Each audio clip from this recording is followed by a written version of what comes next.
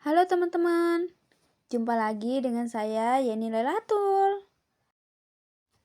Hari ini coba tebak kita mau ngapain? Yups, benar sekali. Sesuai sama judul videonya, hari ini kita mau mempruning atau memotong pucuk labu siam untuk kemudian dibuat masakan. Pemotongan pucuk labu siam ini bukan hanya semerta-merta karena ingin dimasak, tapi ini juga penting dilakukan dalam perawatan labu siam supaya meningkatkan hasil panen. Nah, ini kan di para-paranya masih banyak space yang kosong. Cabang-cabangnya belum pada ke sini. Jadi, supaya cabangnya makin banyak dan merambat ke space yang kosong ini, kita perlu melakukan yang namanya pruning pucuk. Ini supaya merangsang pertumbuhan cabang baru dari cabang utama. Semakin banyak cabangnya, nanti buahnya juga akan meningkat. Oke, ini sudah saya siapkan gunting untuk memotong pucuk labu siamnya dan langsung saja kita eksekusi. Ini yang kita pruning pucuk batang utamanya aja yang panjangnya sudah mencapai 2 meteran. Kalau belum 2 meteran, sebaiknya ditunda dulu. Nah, ini bunganya juga kita potong supaya tidak menyerap banyak nutrisi, supaya nutrisi yang ada di tanaman itu fokus ke daun dan buahnya aja.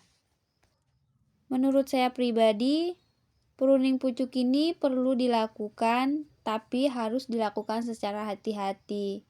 Tidak semua pucuk itu bisa kita pruning.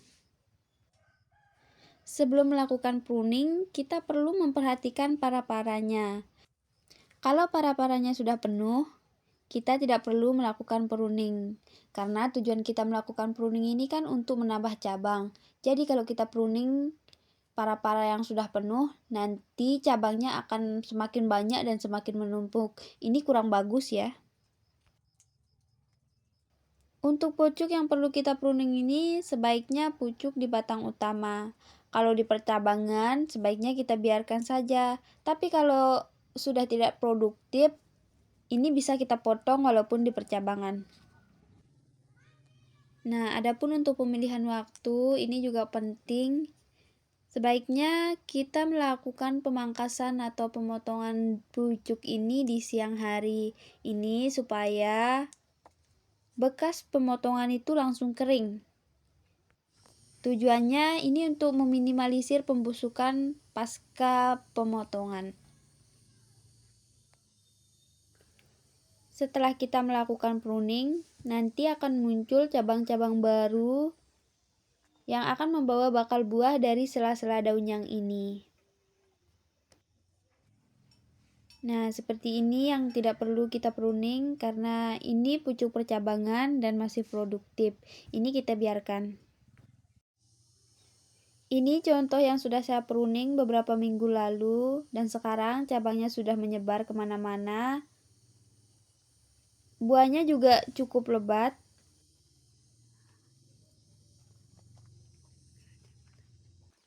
Oke teman-teman, sekarang saya sudah selesai melakukan pruning pucuk labu siam. Dan ini hasil yang kita pruning tadi. Lumayan banyak.